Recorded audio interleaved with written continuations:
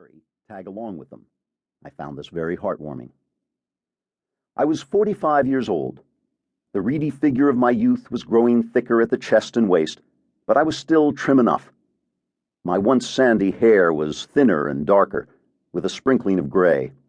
My once boyish face was not so boyish anymore, though I think it was what they used to call an honest face, smooth, clean, and open, the blue eyes bright. My wife was in the kitchen making us some lemonade. My wife was named Kathy, and I can't say how much I loved her, not without sounding like a sentimental idiot anyway. We had been together 12 years then, and I still sat up sometimes at night and watched her sleeping. Sometimes I woke her because I felt so grateful for her and so passionate I couldn't help but trace her features with my fingertips. If this bugged the hell out of her, she never let on. But then she was a cheerful and generous creature who would melt into lovemaking at a look or a touch. We had a deal between us, Kathy and I. Our deal was simple. It was agreed to at the start in no uncertain terms. When I first came to this town from New York 17 years ago, I edited the local paper.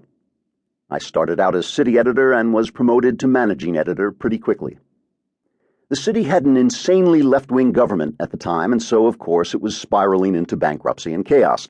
There were high taxes supporting lavish payoffs to the unions, high crime because of lenient judges and tight restrictions on the police, and strangulation by regulation for any businessman stupid enough to hang around.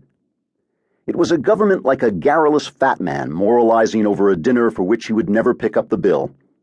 I helped run them out of town.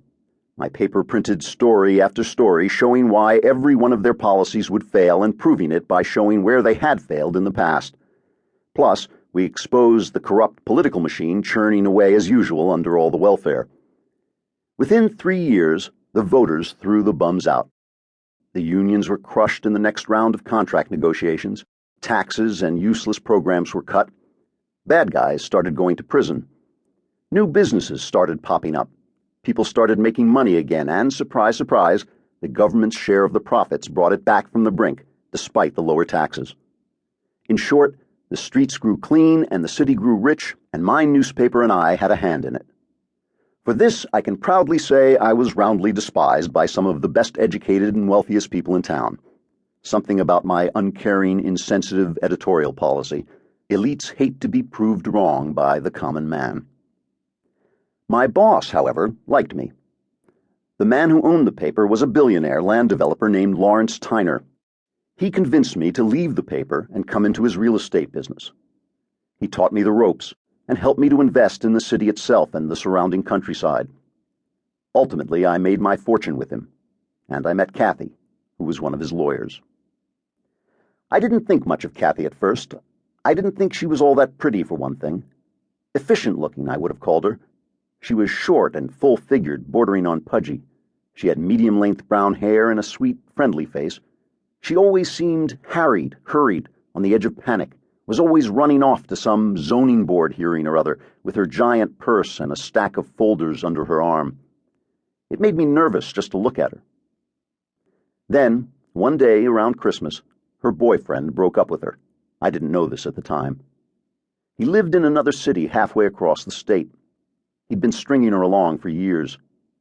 He was one of those horrible, mild guys, really earnest and caring all the time.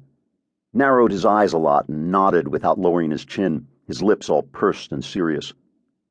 For about 5 years, he used this new man's sensitivity to manipulate Kathy into hanging around. Then he met someone he liked more, and Kathy was out. Anyway, our office Christmas party came along. Everyone was drinking and singing and getting up to mischief and so forth. I wasn't much of a drinker anymore, so after a while, I took a stroll through the back offices to get some quiet. There was Kathy. She was sitting at her desk in the dark with a paper cup full of bourbon. She wasn't drunk or anything. She was just sitting there, staring into space. I peeked my head in her door. "Everything all right?" I asked. "I hate my life," she told me. This was a woman I'd said maybe 20 sentences to in the years since I'd been working for Tyner. "I did everything right, everything my mother said. She was a feminist, my mother, very fierce. She said I could have it all. She told me what to do, and I did it. I got good grades, the best grades. I went to law school.